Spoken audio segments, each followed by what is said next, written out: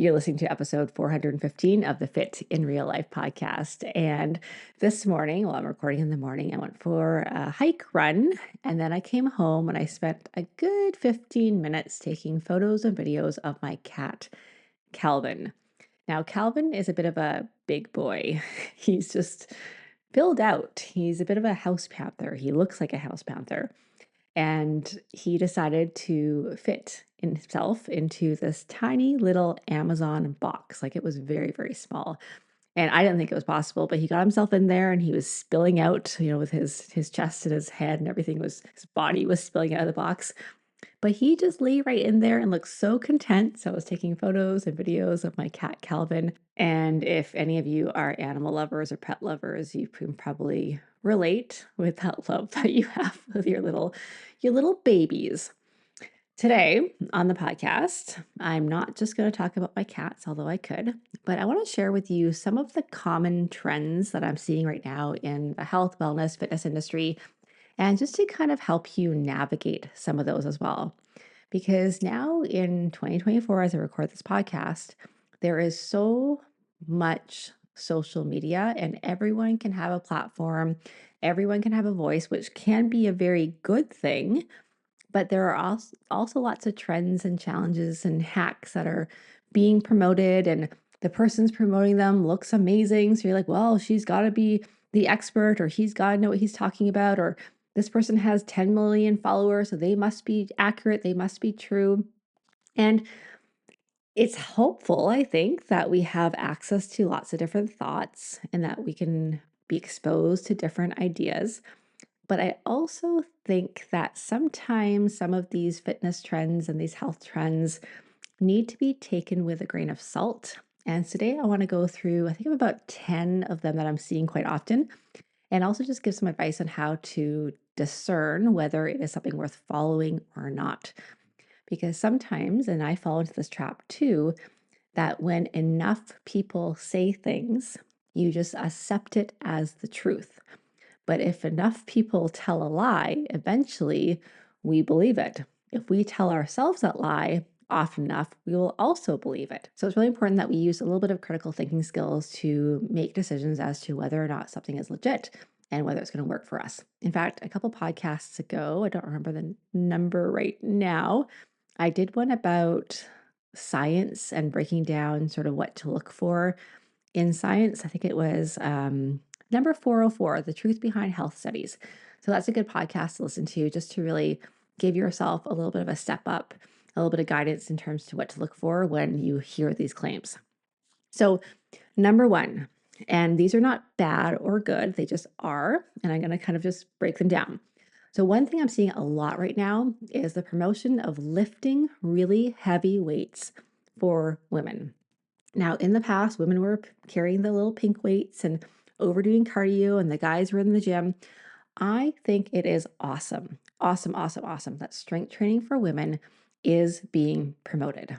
It has gained a lot of popularity. There are very large Facebook groups of women in their 30s, 40s, 50s, 60s who are lifting, who are changing their body composition, who are getting strong. And there are a lot of really amazing social media influencers out there who are encouraging you to do that and helping you do that.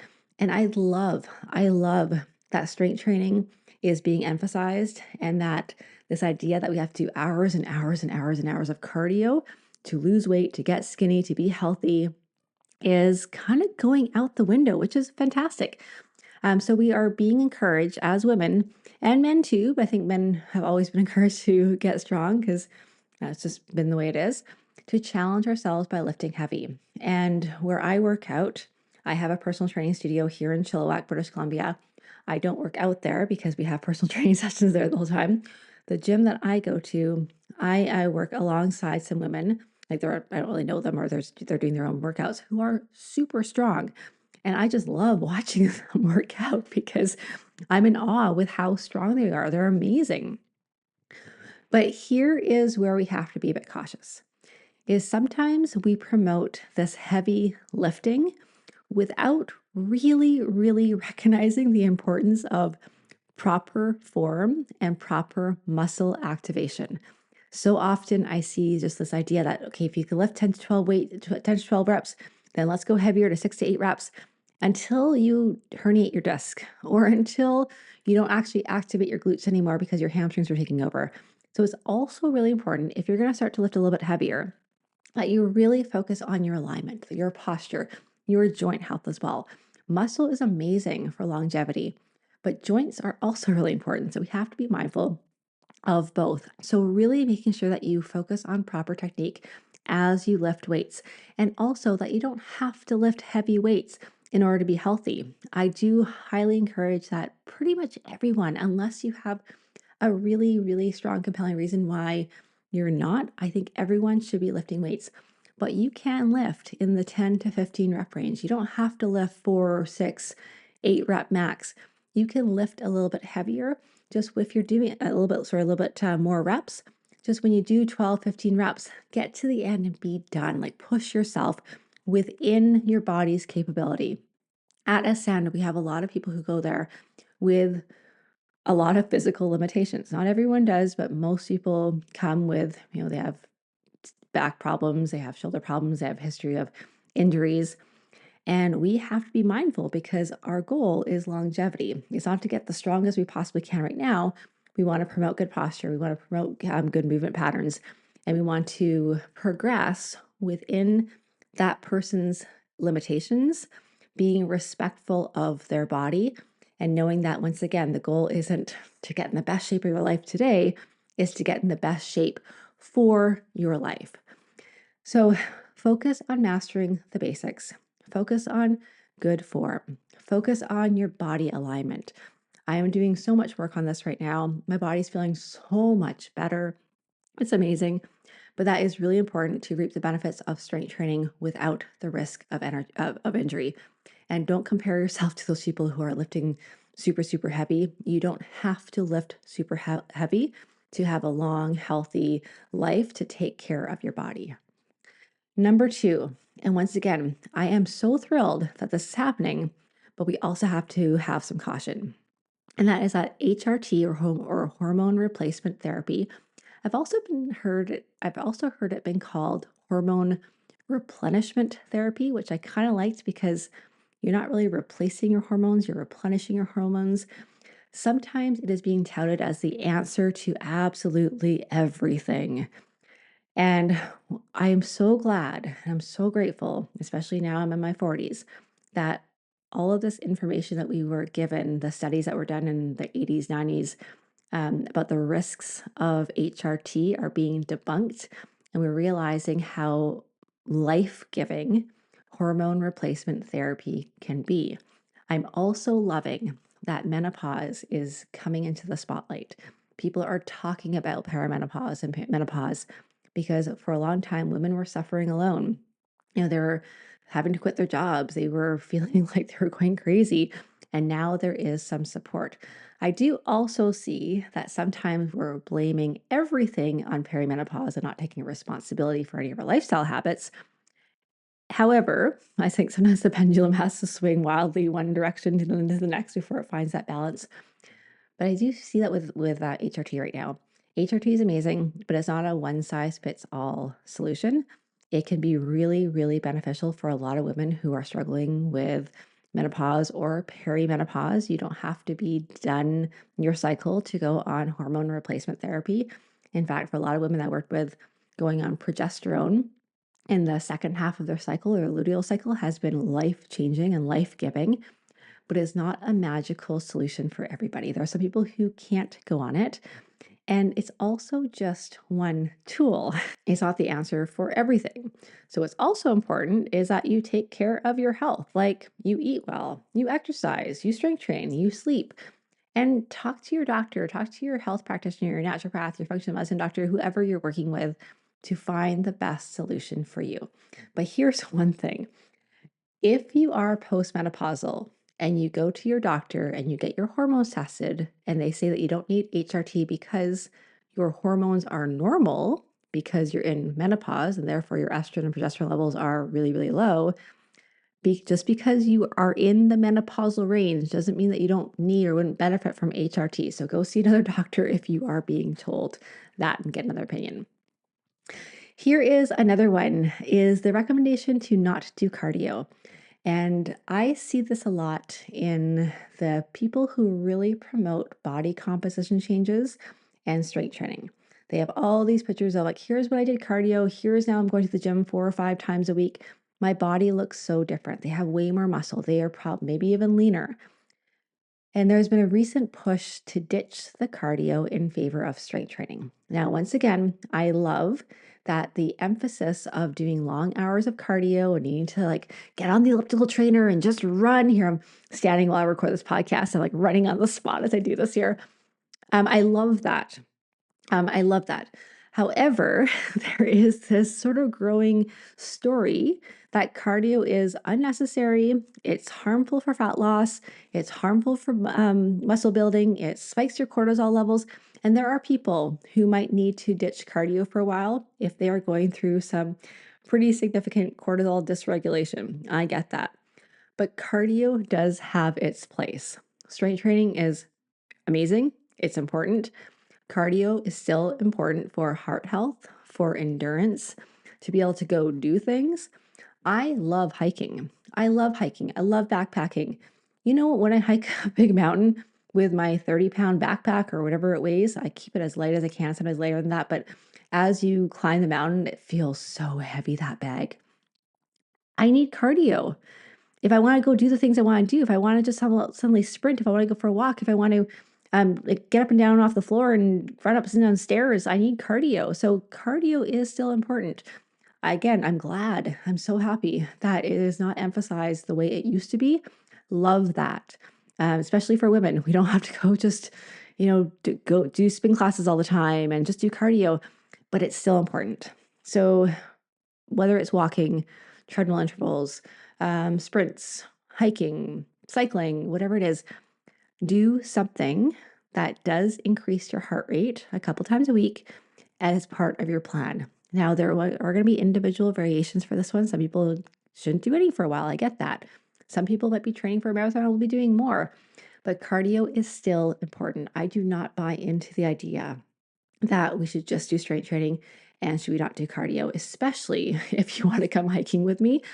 My friend, you're going to need a little bit of cardio. All right, number 4 is the abundance of all of these wellness hacks, infrared saunas, dry brushing, bouncing on the little mini rebounder, cold plunging, so many different things.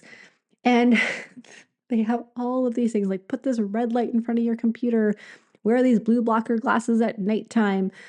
There's so many techniques, so many things are becoming popular, and they have the promises of improving detoxification, skin health, muscle recovery, taking electrolytes for $4 a pack. By the way, you can just get really good sea salt, put that into your water as a good electrolyte, save yourself a ton of money. But here's why you need to be cautious. So I'm not saying these things are bad by any means. Infrared saunas, oh my gosh, if I had an infrared sauna, I would probably use it. A rebounder, I was going to buy one and I thought, Tanya, are you actually going to use it? And I said, nope, I wouldn't use it. It's not my focus right now. So lots of things are good. They can be wonderful. Water filters, these things that can be helpful, but they can also take a ton of time and they could be expensive and they may not be the thing that you need to focus on. So for example, if you meditate twice a day for 20 minutes and then you do your dry brushing and then your infrared sauna and then you do your journaling and then you do your cold plunging and then you go for your workout and then you do your foam rolling and then you like, and then and you're like, dang, like taking care of my body is a full-time job. Like not just saying that, it's actually 40 hours a week of doing all this stuff. It's not sustainable. So here's what you get to do. Focus on the basics first, like your movement. Get some regular movement, eat a balanced diet, good quality sleep, stress management. And then, yeah, you can add on to these fancy techniques if you want to, but they are supplements. They are not the substitutes for the fundamentals. And sometimes the gains that we get with these things are quite small compared to the gains that we get to the bigger foundational things.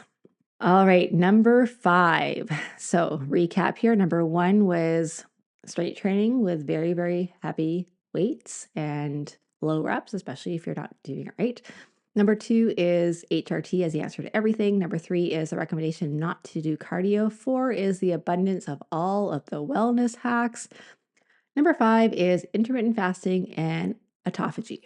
So, intermittent fasting is often promoted as the best way to induce autophagy, which is the body's process of cleaning out damaged cells with promises of longevity, of fat loss.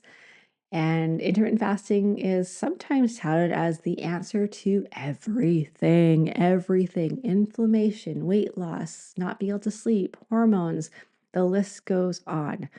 Now, intermittent fasting is not good nor bad. There are people that I would recommend they do some intermittent fasting. There are people and clients I work with that I absolutely do not recommend intermittent fasting. I think I shared on this podcast, it was February. I did intermittent fasting for a full month. I felt like garbage. I felt terrible. Maybe I'll try it again. Maybe I need to ease myself more into it. But I feel really good when I eat regularly, and that's working for me right now. Maybe 10 years from down the road, maybe 5 years down the road, maybe 3 months from now, I might try something different. But we're told that this autophagy is so important and intermittent fasting is the way to get there. But autophagy happens in your body through things also like regular exercise, sleep, nutrition, not just through fasting. And then fasting, like I said, is good for some people, but other people can lead to binge eating, to nutrition deficiencies. If you have cortisol dysregulation, that could be an issue as well. So it can be a wonderful tool for some people, but it's not the answer to everyone. And there's many different ways to support autophagy. There's many different ways to support overall health. That intermittent fasting might be the answer for you, but it's not the answer for everybody. And just because you heard it, just because this one doctor, this one person, or all these people in this Facebook group swear by it, it doesn't mean it is the magic bullet or the answer for you. Number 6 is Ozempic for weight loss. Now, there are many amazing things about Ozempic, I gotta say. I'm actually pretty impressed with how it has helped many people finally move the needle, finally get control over their eating. Their addiction to food is gone. Their desire for alcohol is diminished. They feel better. They look better. They are healthier because they have lost weight and they've used a tool to get there, which is amazing. There are a lot of influencers out there who is going to tell you that Ozempic is the devil and it has all these side effects like nausea, digestive issues, and yes, those are side effects because it does slow your digestion a lot.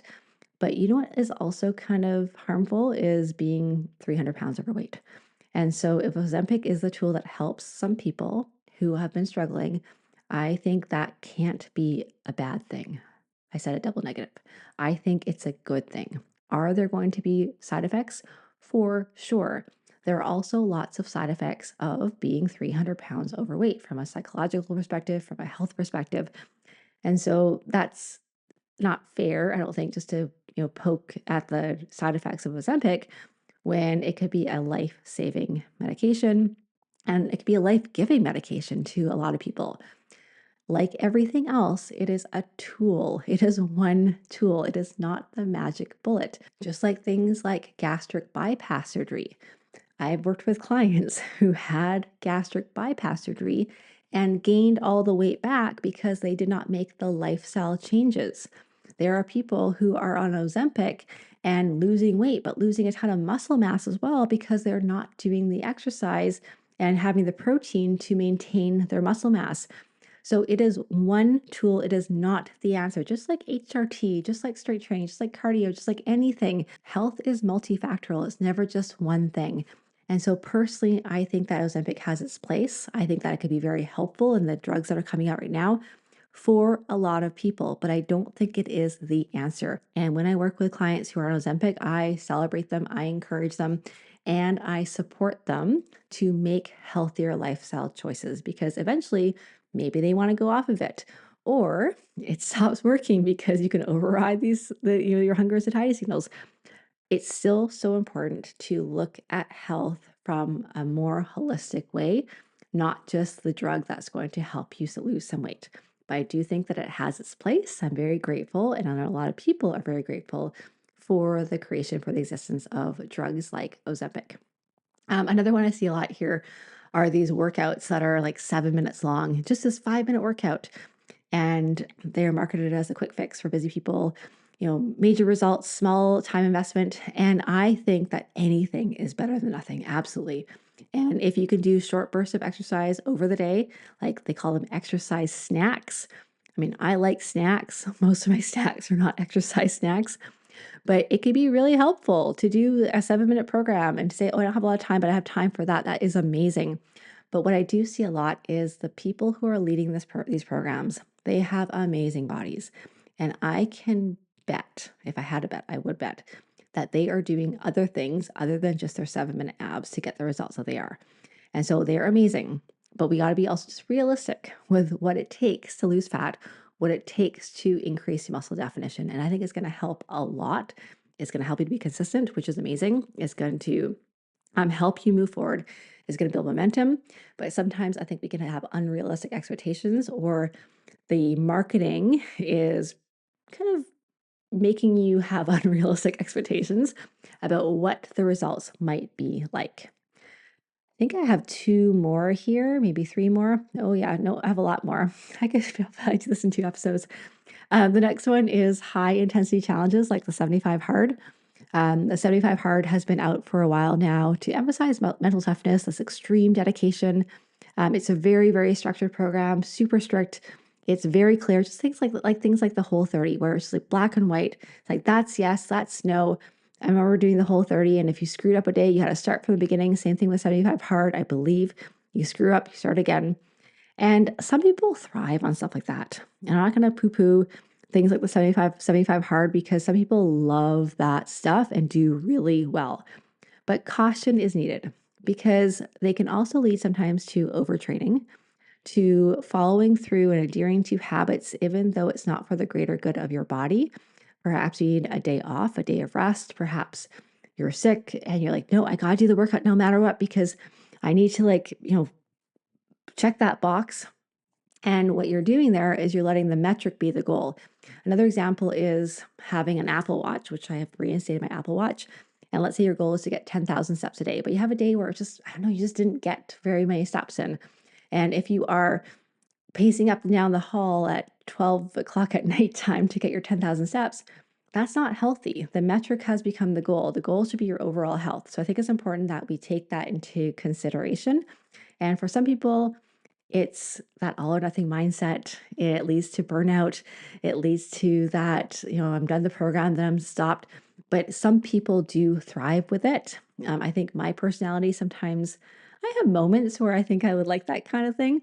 But I also know myself enough that I can get into that perfectionism, and I could try to adhere to the program so much that I might lose sight of the actual goal, which is my own health and wellness. The next one is these really, really restrictive diets that we see nowadays. For example, the carnivore diet, which is really just eating meat. I think you're allowed butter on that one, maybe a bit of fruit. Extreme diets, juice cleanses, ultra low carb plans are often recommended for rapid fat loss, for body transformation. And there is a place for some of these diets, like the ketogenic diet, maybe even the carnivore diet, the Whole30, a very strict paleo diet. They can be very therapeutic. And I used to always say that if you can't do something for the rest of your life, don't do it at all. There are times where you want to go on a therapeutic diet to heal. And what I see though, and people are doing things like the carnivore diet, I think the carnivore diet is too new to know the long-term effects. Maybe I'm wrong. Maybe it's amazing. Maybe people who are on the carnivore diet are going to be the longest living people and they're the healthiest people. I personally just couldn't do it. First of all, there's too many animals that are required for me to eat to live. And I just like other food, like vegetables. I kind of do. So for me, I would never even attempt it up, like currently anyway. Maybe down the road, that's going to be different. But the other thing I see is that people get results. They lose weight, they feel better for the short term, but they don't recognize that there might be long-term nutritional deficiencies, decrease in performance, long-term health concerns that might not come up right away. So in the short term, you might feel amazing. In the long term, you might not. So just you've heard me say this a lot in the podcast. Like, I'm really about balance, nutrient dense eating that really supports your lifelong goals. I'm not about these quick fixes. I'm not very dogmatic when it comes to nutrition. I think there are lots of different ways to meet your goals, but to really find out the way that works for you. All right, I think I have two more here. I gotta count how many I have. I think I'm like seven or eight. Okay, the next one, this is everywhere right now. That seed oils are the cause of everything bad in the world. Seed oil, so canola oil, sunflower oil, soybean oil, they have come under so much fire lately with claims that they're toxic, they cause inflammation, weight gain, chronic health issues, and really that they are the reason of our obesity epidemic because of the seed oils. It's all about the seed oils. Now, I'm not going to come on this podcast and say everyone should eat canola oil. Just eat all the canola oil. I actually think that we shouldn't eat a ton of canola oil. However, I think that olive oil is a great option. I do a little bit of coconut oil. I also do a little bit of avocado oil. I think that is wonderful. But I don't think that the cause of our obesity epidemic is because we eat Hellman's mayonnaise from time to time. I just don't. I actually stopped having mayonnaise for a long time. I did avocado mayonnaise, the Chosen Foods brand. It was okay, but man, nothing tastes like Hellman's mayonnaise. I love it. And I eat Hellman's mayonnaise now almost every day. I mix a little bit into my salad dressing. I love it. It's so good. And I don't think it's going to cause me to die younger. I don't think it's going to be the cause of all of my joint pain or anything like that. I think we just have tried to put too much emphasis on something that doesn't matter so much. What does matter is a lot of these seed oils are in very much processed foods. I mean, chips and hyper processed foods are full of seed oils. Also, we have a bit of a imbalance between omega-6 and omega-3 fatty acids in our diet. So seed oils are very high in omega-6 fatty acids, which when we have a lot of them are going to contribute to inflammation. But the problem isn't necessarily the seed oils, maybe it's the imbalance between omega-3 and omega-6 fatty acids. So, takeaway is you can still have Hellman's mayonnaise from time to time. If you go out for a restaurant and they're cooking in a canola oil, because they probably are, you're probably going to be okay. But just moderate your intake of highly processed foods, which are going to be higher in seed oils, and aim for healthier foods. Cook at home, use olive oil, use avocado, have fatty fish. Balance is the key. You don't have to just be afraid of it or avoid it entirely. And the last one here I have is the use or perhaps the overuse of biohacks and tech-based fitness trackers. I shared on this podcast before that I got rid of my Apple Watch about a year and 3 months ago. It was June 2023. And I recently reinstated my Apple Watch. Now, after a year and a bit, my Apple Watch no longer has power over me. I do not alter my workouts so that I burn more calories or I have more movement on my Apple Watch. I don't even track my workouts at the gym. I have noticed that if I'm at the gym doing strength workouts and I don't say I'm doing a workout, I burn about 20 calories and I get about 0 minutes of exercise. But if I say I'm working out, it'll track a lot more calories. It doesn't matter. My Apple Watch is not going to tell me how great I am, how fit I am, or anything like that. The reason why I took it back, well, one, it's really convenient if I lose my phone. It has a little button that tells you where my phone is. But the second one is I wanted to track my steps because I'm starting to get into a really full season with work that I don't always have time to go for a walk every day. And so I want to know that I can work out, I can just be active, I can just get steps in without necessarily going for a walk. And that's why I have my Apple Watch back on again. But here is the problem with these wearable devices. So they could be super fun. And some people love this stuff. They love the data. They love, tracking everything. But sometimes the gadgets can lead to too much information, or as I've already alluded to before, they can create stress over hitting certain metrics rather than focusing on how your body feels. And finally, not all the data is accurate. Just because it tells you you sleep a certain amount or your sleep cycle is the way it is, it may or may not be true. I don't know. So use technology as a tool, but know its place. Really focus on how your body feels and what the real goal is. Don't get obsessed about tracking every aspect of your health. If you don't have your watch on when you go for a walk, you can still go for a walk. It still counts. Sometimes we know that intellectually, but it feels so uncomfortable when we get so used to tracking everything.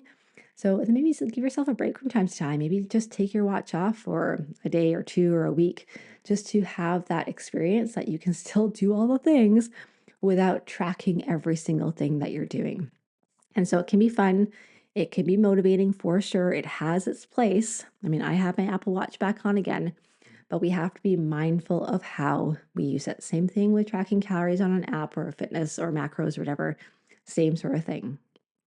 All right. So, by understanding some of these trends, it is helpful to have some caution as you go forward, because then you can make decisions that are best for you, not just because you heard something or your Aunt Susie is doing something or, Miss Fitness 6-pack abs lost 20 pounds doing the infrared sauna or dry brushing or, bouncing for 6 hours a day on her trampoline. You can make better decisions for you, recognizing that your goal is not just to be in the best shape of your life right now, is to be in the best shape for your life. And that is an important distinction because that's going to require us to create lasting habits that really fit our life. All right, my friends, that is it for today. I need to go drink some water, and I will talk to you next week.